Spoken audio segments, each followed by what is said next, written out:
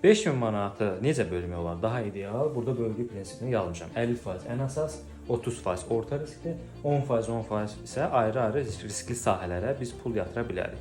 Burada isə nədən asılıdır? Bir insanın xarakterindən, savadından və təcrübəsindən asılı olaraq bu sahələr seçilir. İnsan ola bilər ki, məsəl üçün qızıldır, bankdır, bu sistemlərə güvənir və ora pul yatıra bilər. Ən əsas onun üçün bankdır. Burada da müddət məsələsi var. Mən 1 il ərzində pulumu artırmaq istəyirəm. Kim üçünsə bu ola bilər, banklara güvənmir, qızıl ola bilər. Amma qızılda pik olan vaxtı yox, qiymətləri düşən vaxtda almaq lazımdır ki, daha çox qazana biləsən.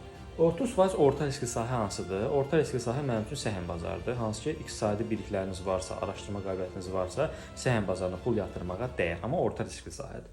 10% və 10% isə burada da fərqlidir. 10% mənim üçün ən riskli sahələrdən biri kriptodur. İndi burada bir insan üçün bu nəzəriyyə daha fərqli ola bilər. Məsələn, bir insan ticarətlə məşğul olmaq istəyir. Bu misal üçün ala bilər Türkiyədə hansısa bir məhsul, onu sata bilər, ticarət biliyi varsa. Yəni, uzun sözün qısası, pulunuzu bu formada bölməlisiniz, amma siz özünüzdə müəyyənləşdirməlisiniz ki, sizin üçün orta riskli sahə hansıdır, riskli sahə hansıdır və ən əsas, daha az riskli sahə hansıdır. Buna uyğun olaraq pulunuzu bölüşdürə bilərsiniz təcrübənizdən, biliyinizdən və xarakterinizdən asılı olaraq.